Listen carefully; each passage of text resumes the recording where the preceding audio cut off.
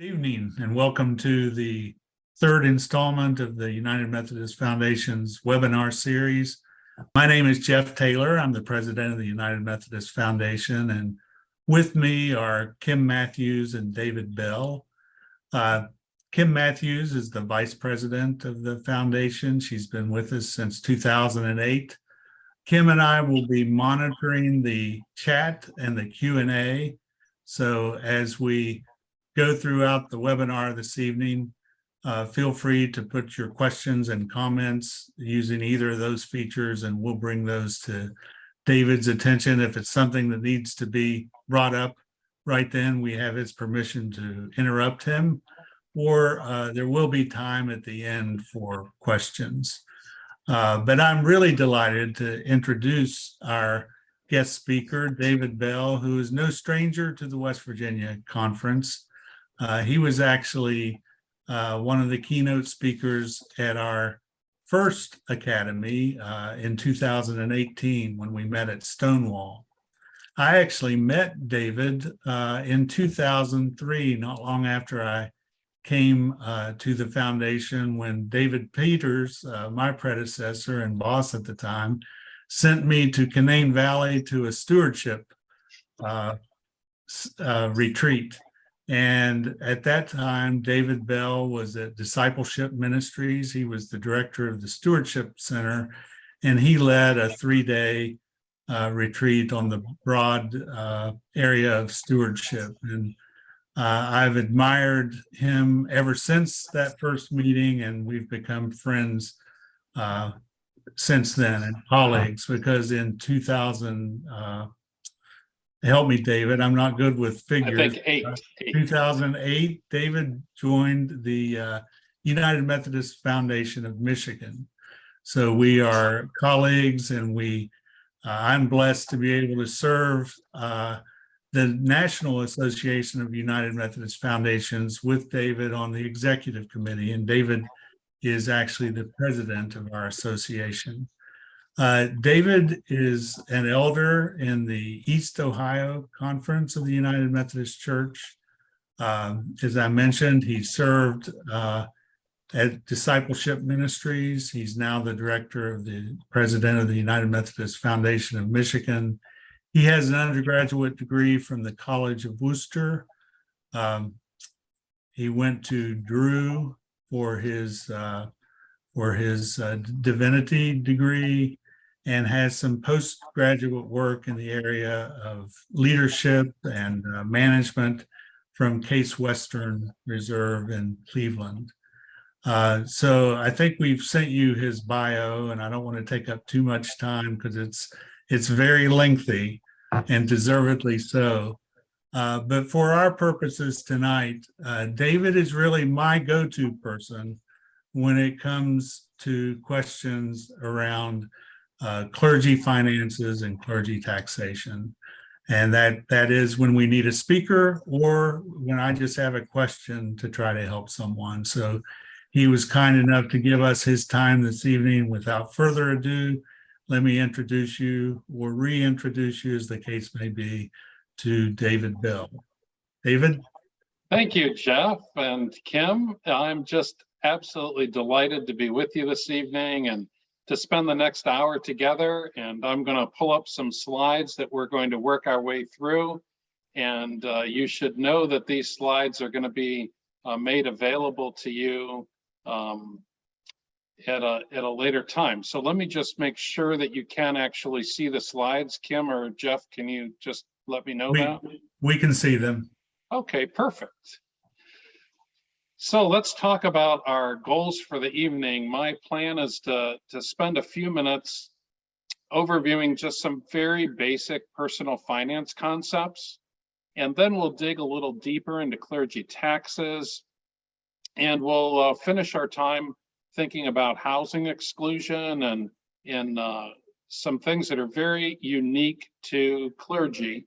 And I do want to make sure that we allow plenty of time at the end, probably close to 15 or 20 minutes, to really be able to answer questions that may come up during the course of this webinar. I certainly do not expect us to be able to cover all this material in depth but it is my hope that we can at least provide some nuggets of information and a few takeaways. And like I always say, whenever I present a seminar or a workshop, I'm always available for follow-up. So if you have questions, both Jeff and Kim know how to get a hold of me, and feel free to do that. And I'm more than happy to answer whatever questions might arise afterwards. So with that introduction, let me jump into a financial planning overview. And these three strategies can work in tandem with one another, but they also tend to be rather linear. First, building a foundation, moving to perhaps more middle years of growing a portfolio, and then thinking about what legacy around generosity we might want to leave. These terms tend to be pretty common in the financial planning world, but they also have some theological significance when I think about them. If you're familiar with John Wesley's sermon of the use of money, he talks about earning all you can, saving all you can, and giving all you can. And you might think about these terms, these concepts really in relation to that. So when we think about building a foundation, I think there are some key concepts, some key principles that we want to be thinking about as we provide resources and finances and have income and put those into different jars, if you will. So the first is really a pragmatic exercise of creating a personal, I would suggest, faith-based budget. This is often called a spending plan. We have a tremendous resource in the United Methodist Church right now called Saving Grace, that is a faith-based, United Methodist specific spending plan and small group course. One of the things that I really appreciate about it is it has a chapter devoted to clergy finances. So if you're not familiar with Saving Grace, you could look at Cokesbury or Amazon, or reach out to Kim or Jeff, and I'm sure that they can connect you with that resource. But what I have found is that families that develop a spending plan have a much stronger sense of their income and their expenses, and tend to be able to appropriate those finances well. The second is to think about paying off consumer debt that you might have, or student loan debt. I know there's a lot of talk right now at the federal government level around some student loan forgiveness. Nonetheless, I believe that eliminating consumer debt is one of the first goals that one might have around their own personal financial planning. I think when a person asks me, what should I be saving for? I would suggest that you have an emergency savings account, a liquid account, a cash account that could go toward emergency expenses, unexpected expenses that may arise. For many people, if they don't have this emergency savings account, their tendency is to place that expense on a credit card. They may or may not have the resources to pay that off when the credit card statement comes. And so it tends to just snowball and compound some financial problems for folks. Taking a look at insurance policies is one of these building foundation blocks. And then just a basic estate plan, I think, is essential. I used to never recommend any online resources for forming a basic estate plan, but there are a few now that have really stepped into the forefront as very solid possibilities for a very basic estate plan. Some of those have been endorsed through AARP and have had extensive research done on them, and tend to be fairly strong for that basic plan. The second space is really growing a portfolio. I won't spend as long on this, but one of the key concepts for clergy is to increase your own personal understanding of finances. Several studies have been done to show that clergy lack in the area of financial knowledge. And in fact, they may really be intimidated around finances, both personal finances as well as finances in the local church. So good for you to be here tonight to increase your knowledge. That's a basic step in taking to really be able to have some control over your finances. And when I think about stewarding a legacy, I always want to focus more on than just on earning and saving. I also want to think about giving, the spiritual practice of generosity. And so as you go about maximizing retirement savings and developing a rather robust estate plan, I would encourage all of us to be thinking about how charitable gift planning, how living out our faith through generous giving can be a concept that we really live into. When we think about savings, there is a basic principle called the rule of 72, and it essentially is this: every 10 years, whatever investment you place in a balanced fund investment tends to double. So this is a huge snowball effect. And if I could show you a graph, it would just show how this really can lead to accumulated wealth over time. The key is to begin saving early. So I encourage young adults, even as they are just starting out and just starting to develop an emergency savings fund and pay off some student loan debt and maybe some consumer debt, that they begin this practice of saving. That probably is going to be saving for the emergency savings fund, but by beginning that practice, it really sets a precedent that you will be able to live into throughout your life. I would love to see savings be somewhere in the neighborhood of 10 to 15%. I think payroll deduction is a great method to use. It's a lot easier to save money that never really makes it into one of your spending accounts. I mentioned lifting up or creating a spending plan. I'm going to talk a little more about UMPIP and WestPath pension plans as we go along. The other area that I'm often asked about is where might one save some money, reduce spending, if you will. And I've listed some things there. The one that I have not listed there that tends to really impact pastors is spending your own financial resources on what truly is a church expense. I am amazed at how much pastors spend of their own money on what really are church expenses, often to the detriment of the family's financial position. The other thing I like to remind pastors is while you may be in a position to carry that church expense during your appointment at that local church, the pastor who follows you may not be in that same position. And so I would just encourage you to think, how are you really setting up the next pastor for success? When it comes to insurance plans, I sometimes will be asked if a United Methodist pastor should have a disability plan.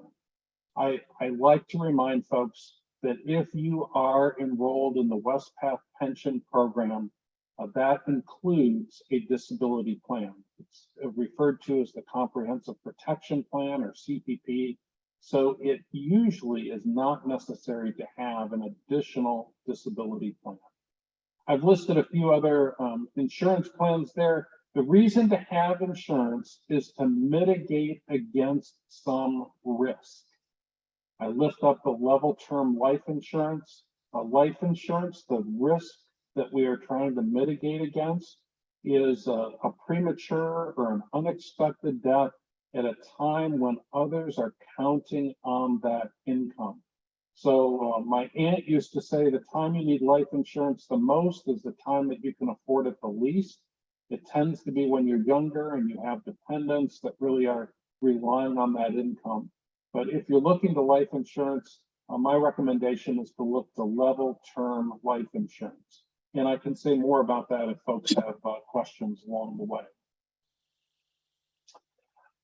Let's talk about different forms of investment. And I would lift up these three that tend to be quite popular. The first would be stocks, second would be bonds, and the other would be cash. In a very basic understanding, a stock is owning part of the company.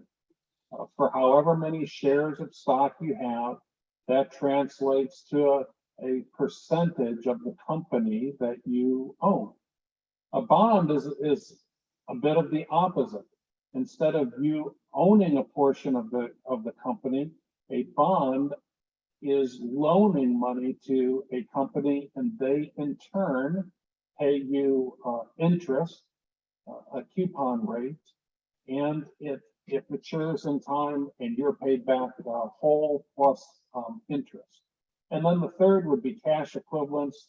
These tend to pay a lower rate of return. You've seen lots of news about interest rates rising, and that has had some impact on short-term cash investments, CDs, money market accounts.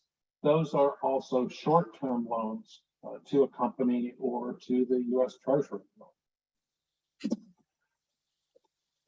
So when one invests in stocks or bonds or some cash equivalent account, the reason that you're choosing between those three tends to be for one or more of these reasons in the box.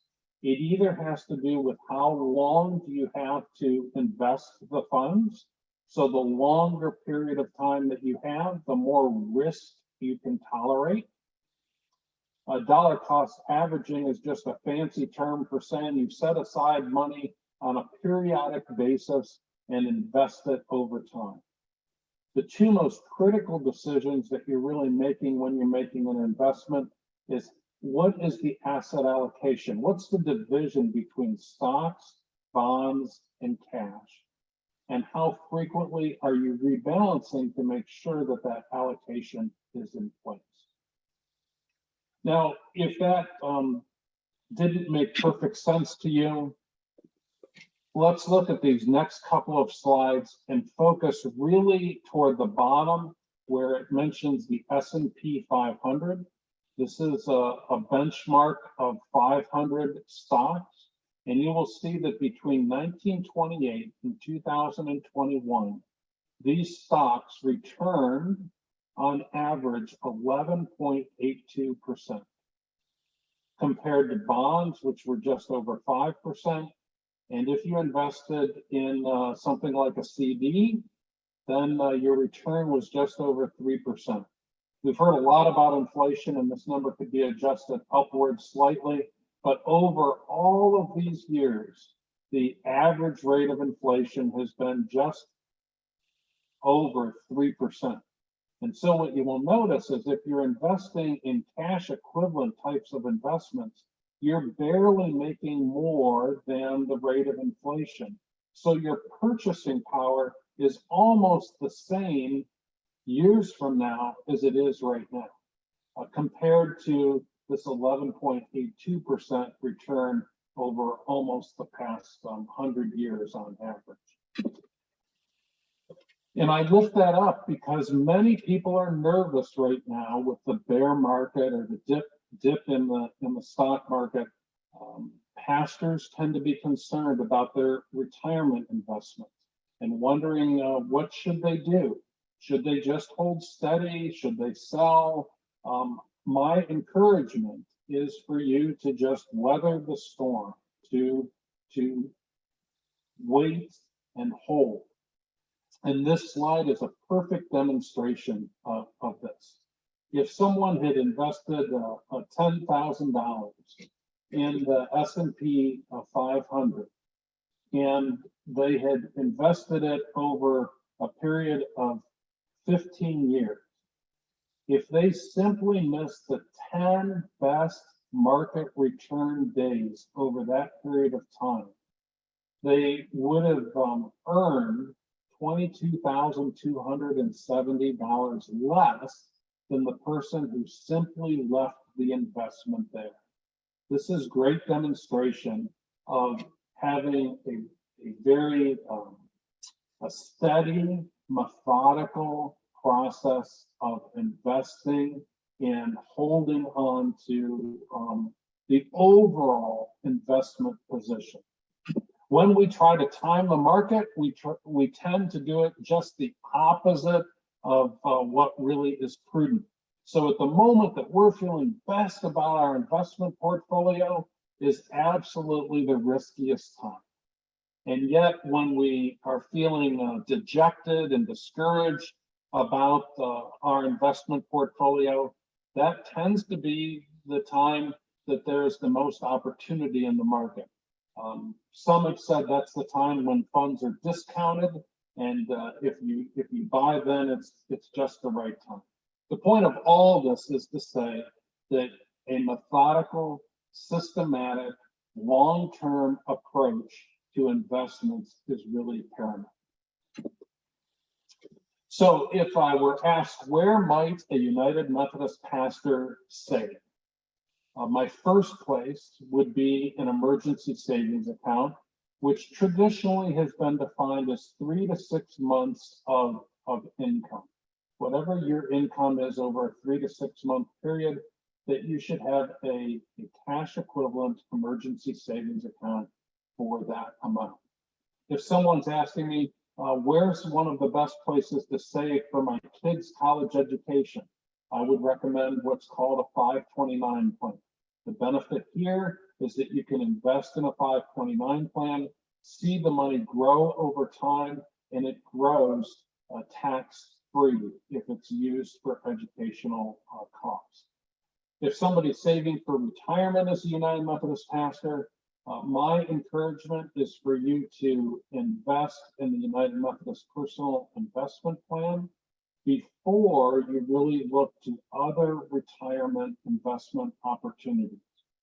So a local financial advisor would probably encourage you to invest in an IRA, an individual retirement account. But there are great benefits for United Methodist clergy to invest in UMPIP over IRAs or some other long-term investment approaches. And then finally, it's at some point you need to be thinking about where are you going to live in retirement years once the parsonage is no more, and be saving for that. So with that, let's turn to clergy taxes. There are 6 special provisions that govern clergy taxes. And I'll just talk briefly about each one of these. The first is that clergy have the option under some very special circumstances to opt out of Social Security. There are a couple of periods in relatively recent history where there's been a movement toward this. One was in the 90s, late 80s, and then there was another push really in not too long ago. I would greatly discourage clergy from opting out of Social Security. I would remind you that our retirement plan is based on the assumption that you will have Social Security income. The other thing to remember with Social Security is that disability payments are connected to the Social Security program. It's not just about retirement income. Disability income is also a major component of Social Security, and by opting out of Social Security, you also would be opting out of that disability coverage. The second provision is that for Social Security tax purposes, clergy are considered self-employed. I'll come back to that in just a minute. A housing allowance or the fair rental value of a parsonage is excluded from ordinary income. In other words, we don't pay ordinary income tax on the value, the fair rental value of the parsonage or the housing allowance that we receive if we don't live in a parsonage. The third point is the church cannot automatically withhold income taxes from your paycheck. you have to voluntarily choose to have the local church withhold income tax. But even if you voluntarily choose to do that, the local church still cannot withhold Social Security or Medicare tax. Those are never withheld. And the final one is that there is the potential for a double deduction if you receive a housing allowance and live in your own home. There's the possibility of that housing allowance being excluded from ordinary income, and you still qualify for an itemized deduction of subject to limitations of mortgage interest and property taxes. So clergy live in this dual status state where for Social Security taxes, we are considered self-employed. And what this really means is that we have to foot the entire Social Security tax. This is often referred to as SECA, and that tax rate is a little better than 15%. So you can think of it just very practically. For every dollar you earn, a little more than 15 cents of it is going to go to pay this Social Security tax. And then for ordinary income tax purposes, we are considered an employee of the church. So we have 1 foot in the self-employment world. We have 1 foot in the employee world. Bottom line is no United Methodist pastor should be receiving a 1099 from their local church. They should all be receiving a W-2 with our reported income on it. A couple of these I mentioned before. The one that I want to highlight here is the last point, and it is to say when you receive income, even if it's not from your paycheck, but you are receiving income from church constituents, from a funeral, from a wedding, as a Christmas gift, a birthday gift, an anniversary gift, anything that is received in the terms of cash is considered income to you, even if it is labeled a gift. If it is money that is coming to you from a constituent of the church or in any way in your capacity as pastor, the IRS considers that income. And normally you will list that as a self-employed income. So if you have questions that go a little deeper around those 6 special provisions, feel free to ask in the Q&A coming up in just a few minutes. I want to jump in to talk about clergy housing. And the first thing I like to highlight is the difference between terms that are often seen interchangeably. One is housing exclusion and the other is housing allowance. I usually like to explain housing allowance as income that a pastor is receiving who does not live in a parsonage. So housing allowance refers to cash that a pastor is receiving in lieu of the parsonage. Housing exclusion is something that all pastors, whether you live in your own home or whether you live in a parsonage, can take advantage of. And the housing exclusion is the amount of money that you want to exclude from your ordinary income because it qualifies as a housing expense. And we're going to look at the details of this. So in the first example, I want to share a pastor who lives in a parsonage. And this pastor's salary is $50,000 for the year. Now, this pastor has some housing expenses. For instance, you may choose to do something in the parsonage that the trustees are not going to do. Maybe it is something decorative. Maybe you're buying a new sofa or a new bed or you have cleaning supply expenses, or you decide to plant some flowers. All of those would be examples of housing, qualified housing exclusion items.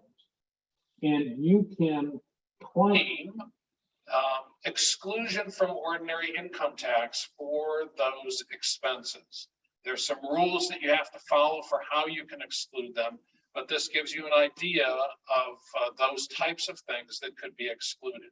So in our example here, this pastor with a $50,000 salary living in a parsonage is electing a $5,000 housing exclusion. The pastor receives that $5,000, but it isn't subject to ordinary income tax. So the adjusted income is $45,000, $5,000 less than the $50,000 salary. In our second example is a pastor living in the pastor's own home. The salary is identical, $50,000, but since a parsonage is not provided, the church provides a monthly housing allowance to the pastor, in this case, $1,000 a month. So the total cash that the pastor is receiving is $62,000 over the course of the year. This pastor can elect a housing exclusion, just like the pastor living in the parsonage. And in our example, this pastor living in the pastor's own home is choosing an exclusion of the $12,000 housing allowance plus $5,000 more from the salary. So the total housing exclusion is $17,000, which leaves an adjusted income exactly like the example above of $45,000. So in both of these examples, the ordinary income tax taxable amount is $45,000. In our example of a housing allowance, the amount that is subject to Social Security tax, or SECA, is the total cash received, $62,000. And in our parsonage example, the SECA tax, the Social Security tax, is based on the $50,000 salary plus the fair rental value of the parsonage and utilities. So only the fair rental value of the parsonage and utilities is exempt from ordinary income tax. It is not exempt from self-employment Social Security tax. So if we have a pastor who lives in a lower income area and moves to a higher income area where the housing values have increased, if the pastor's salary remains the same between those two churches, the pastor's tax obligation will be higher where the cost of living, the housing values, are higher. So this is one thing to keep in mind as a pastor moves from one area to another. If you're living in a parsonage, the fair rental value of the parsonage and utilities is subject to Social Security tax. So how much can you claim as a housing exclusion? It is the least of one of these three highlighted in yellow. It is the least of the amount you actually spend for your home furnishings and utilities, or the amount you designate in advance of the payment. Typically, this is on your compensation form that is approved during charge conference. If it's a mid-year move, like a July 1 move, then it will be recorded on the compensation form for that new parish. You're electing the amount to go on this compensation form. You're declaring, you're deciding what amount is to be designated in advance. And then the third restriction is the lesser of the fair rental value of the house and furnishings plus the actual utility costs. So if you wanted to claim all $50,000 in our previous slide as a housing exclusion, you could not do that if the fair rental value of the house and furnishings plus actual utilities was only $30,000, for instance. So the amount that you can claim is the least of these three. If you live in a parsonage, normally the restriction is either going to be the amount you spent or the amount you designate in advance. It's typically not going to be the fair rental value of the house and furnishings plus utilities, because that amount's much higher and you normally would not spend that much by living in a parsonage. If, however, you live in your own home, then the limiter is likely the second one, the amount you designate in advance, or the fair rental value of your home plus utilities. So how do you determine the fair rental value? My recommendation is look at a couple of websites. One of those is Zillow.com. You can look at Zillow, like Zillow. Another is Trulia.com, Trulia.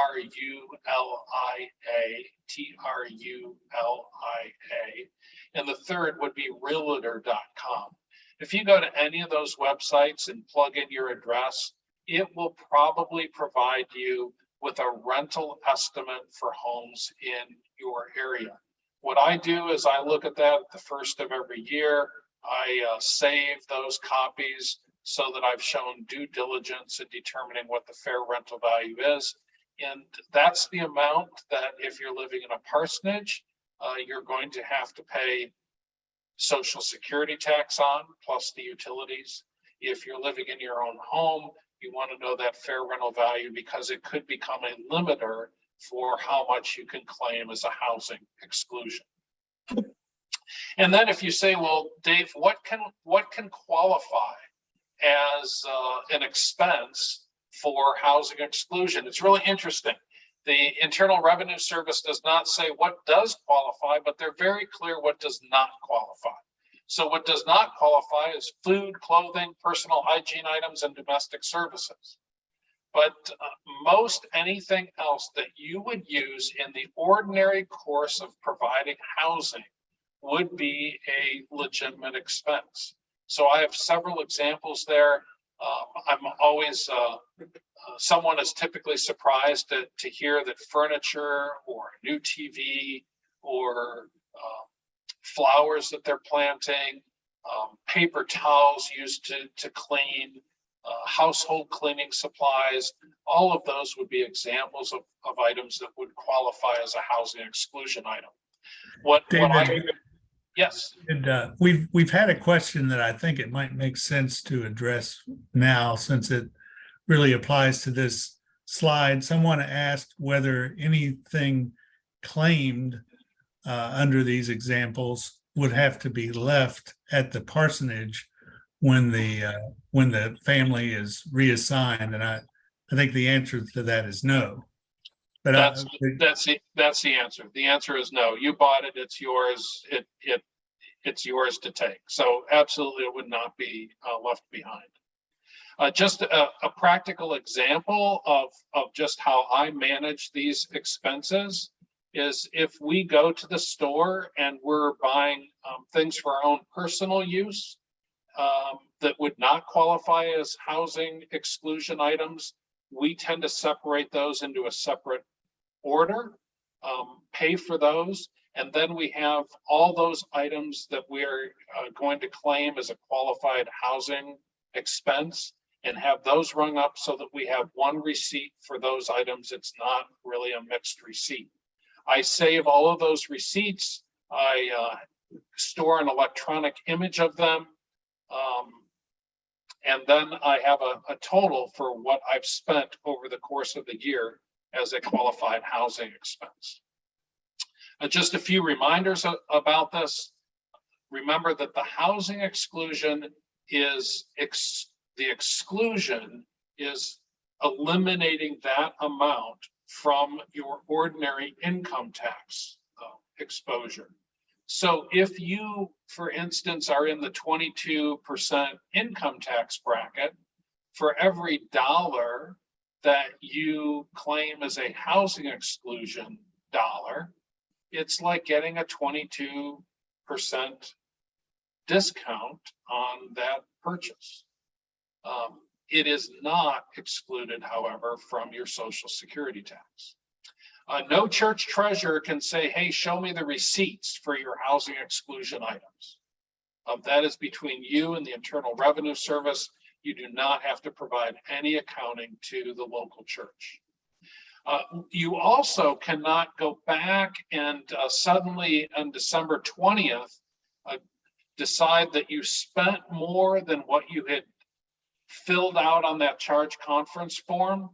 And so you want to claim the higher amount. You cannot do that. You cannot go back and take any retroactive action. You can only claim amounts yet to be paid. So one thing that you could do is if you suddenly discover that you're going to have more housing expenses than what you anticipated and recorded on that compensation form, you can have a special call charge conference for the sole purpose of setting a new housing exclusion amount for pay to be received for the remainder of the calendar year. And this does happen with some frequency. The other thing to point out is that this is only permissible for your primary residence. You cannot claim a housing exclusion on a second home that you own. The place that I also see this come up quite frequently is where a pastor owns a home, has been living in the home, may continue to live in the home, but the church to which one is appointed to provides a parsonage. If your appointment provides a parsonage and the expectation is the parsonage is provided for your use, your housing exclusion applies only to that parsonage and not to any other home. Now, of course, this is different if the church rents out the parsonage to someone else or is using it as a youth center or whatever the case may be. But if that parsonage is provided for you to live in, then that is where your housing exclusion would apply. So with that, I think we have about 18 minutes or so left, and I'm glad to answer whatever questions might be on your mind.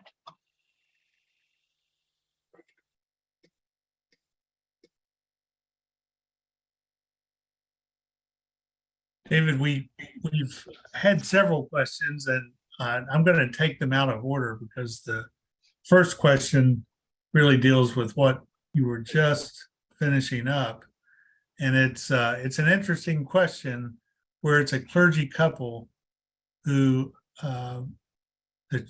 each church, they serve two different churches, and they live in one parsonage.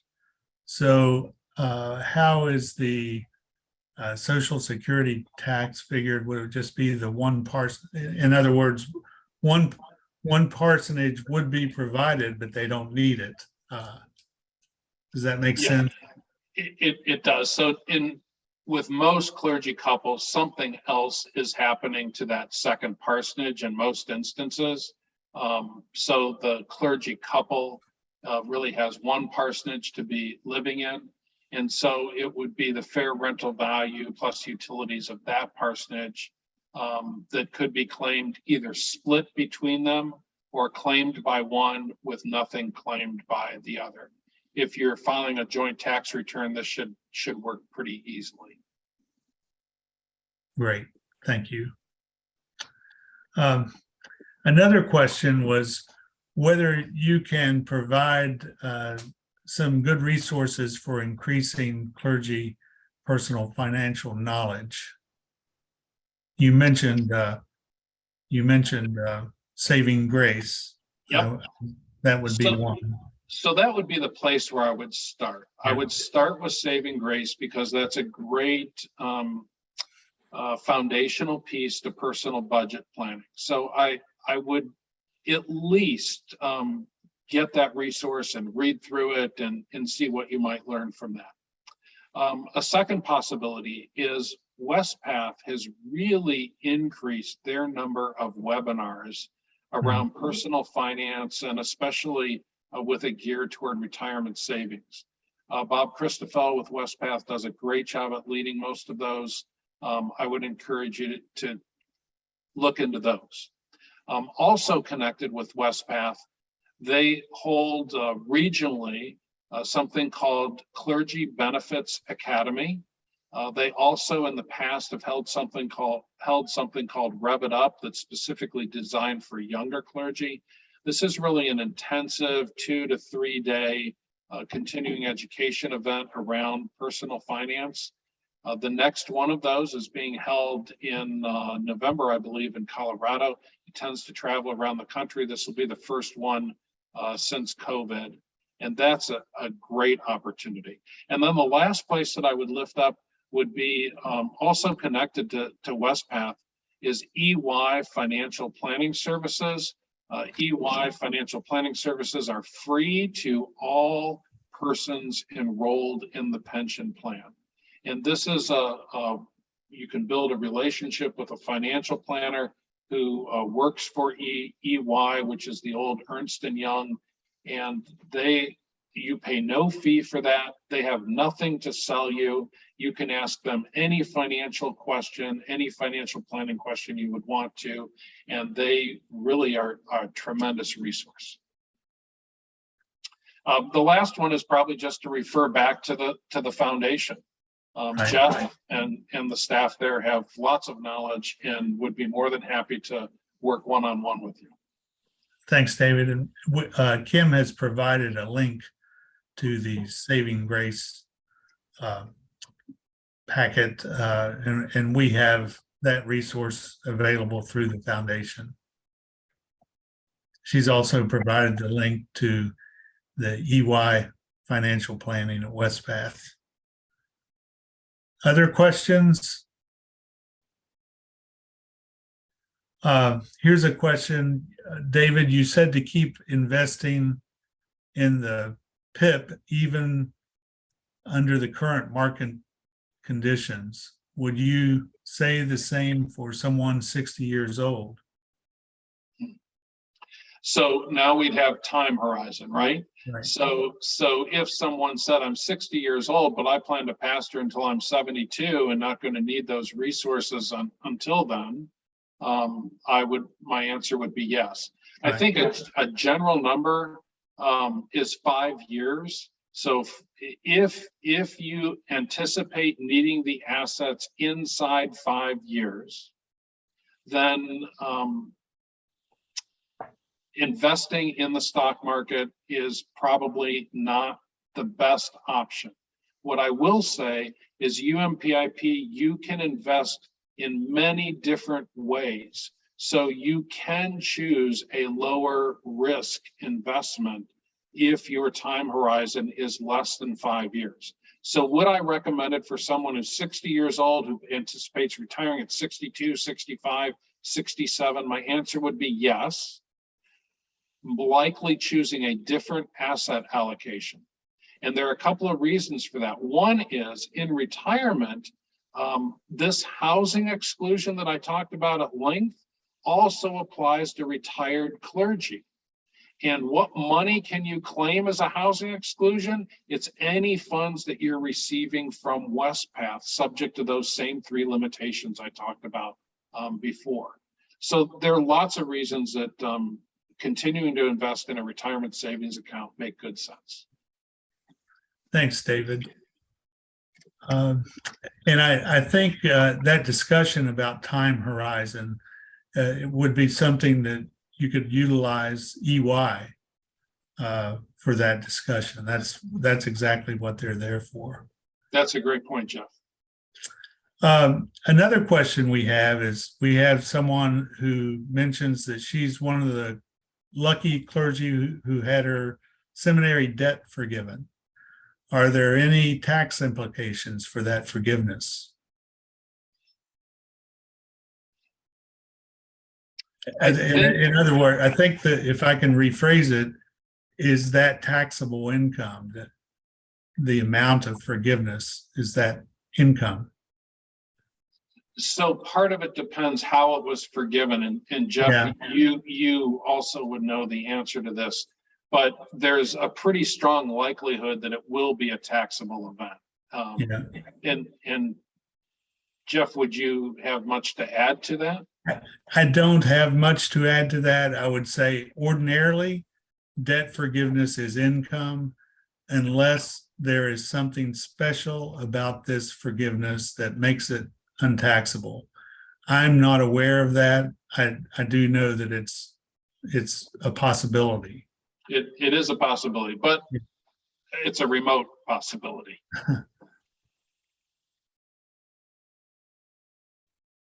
That's one of the complicating factors around trying to address clergy debt, because there are some well-intentioned people who say, well, why don't some institutions that have a lot of money, like foundations, why don't they just help eliminate debt? And the problem with that is that you take a debt problem and turn it into a tax problem, potentially. So unless there's something special about this debt forgiveness current situation, of which I'm not aware, then it's probably going to be taxable. That's good advice. I am seeing on studentaid.gov that the public service loan forgiveness FAQs, that it is according to the Internal Revenue Service, student loan amounts forgiven under PSLF aren't considered income for tax purposes. Well, there you have it. But I am not a tax expert, Yeah. and I am not I'm not your source for this, but it does tell you to investigate and look a little further. Yeah. So I think that would be one example where it would not be taxable.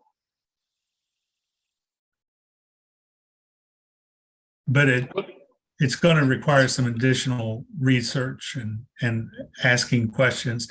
That is something for the person who asked the question, and for everyone else who's lucky enough to have to benefit from that. That's a question that we will get answered and email to everyone who is on this webinar.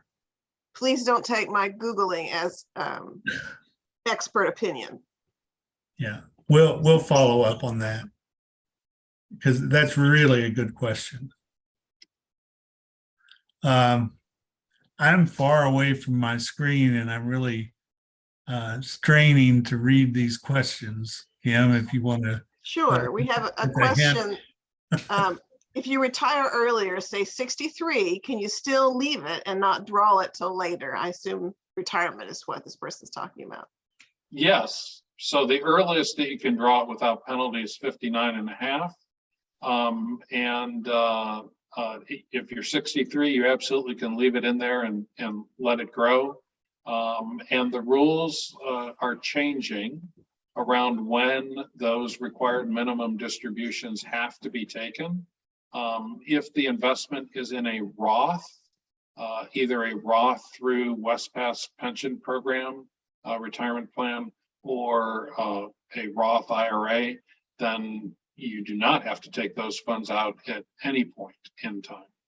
I would anticipate that the age for those required minimum distributions is going to continue to rise. So if you're 63, I can imagine that you would have a decade or so before you would have to take any distributions. We do have a comment in the chat from Bonnie McDonald, who says grants are available to clergy and congregations wanting to use Saving Grace to contact the treasurer's office. So if you're interested in that, Jamie Ann's office would be a great place to start for a grant to do that.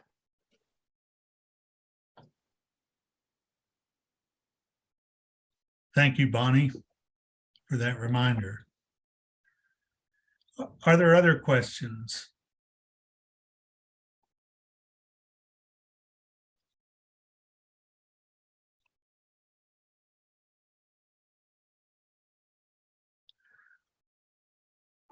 I don't have anything in the chat or in the Q&A.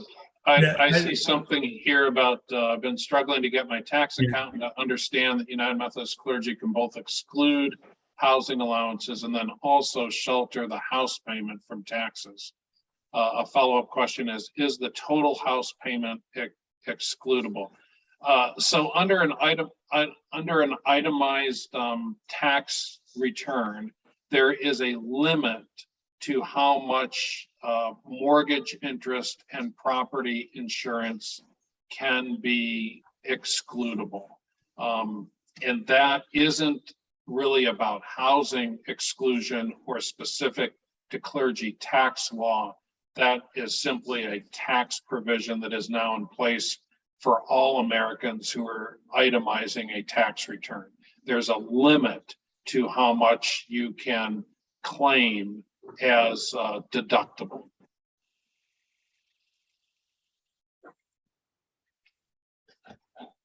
And I might just add, if you complete your own tax return by using something like TurboTax, that will calculate it automatically.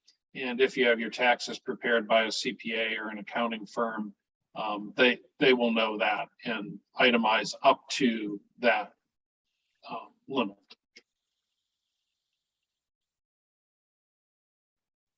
These are all great questions. We have 4 more minutes.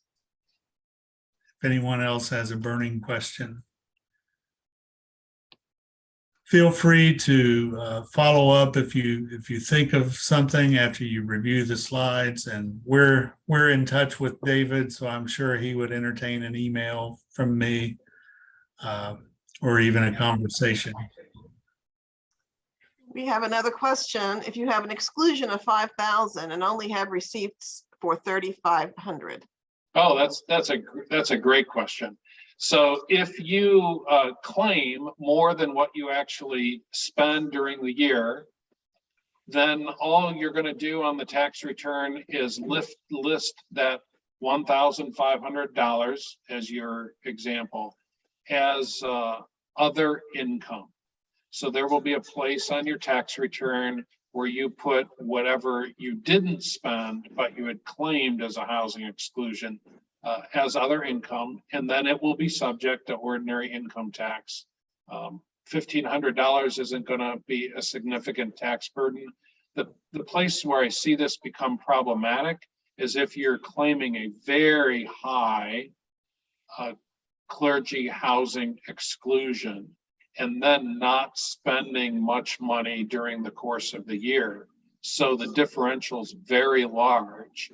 In that instance, you would have a pretty significant ordinary income tax bill, as well as some potential penalties. So my advice is make it, choose a number that is close to what you think you're going to spend over the course of the year, but probably a little bit generous. So maybe 10% higher than what you anticipate spending. And remember, you can always come back if you're going to spend significantly more than that and have a charge conference and set up a higher amount for the remaining income.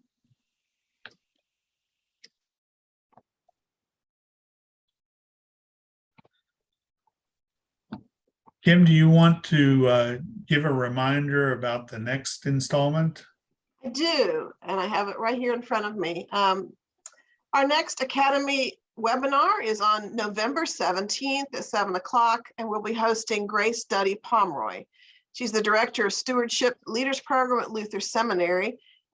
She did one of our webinars in 2020. You may remember her from that. She's a layperson, a millennial stewardship leader, speaker, and financial educator. And she will be talking about the idea that congregations across the country are realizing that the Sunday morning offering may not be enough to sustain their mission. Congregations and faith-based nonprofits are finding new, more economically sustainable models from ministry arising organically from God's mission for their organization. These models include specific tools like repurposing church property, social enterprise, impact investing, grants, and more. How might God be calling your congregation to use alternative income sources to fulfill its mission in new ways? Send the email out with the recording for this evening's webinar. I'll include a link where you can register for the next one. So add that date to your calendar of November 17th. We want to thank everyone who registered for the seminar and who participated with your questions. We had a great turnout. And I think it's because we had a great speaker. And David, we especially thank you for your expertise and for your willingness to share that with clergy in West Virginia. Thank you so much, Jeff and Kim. My pleasure to be here anytime. And do feel free to reach out to me, those of you that participate, if you do have follow-up questions. Yeah, thank you. That concludes the webinar. So thank you, everyone, and have a good evening. Thank you.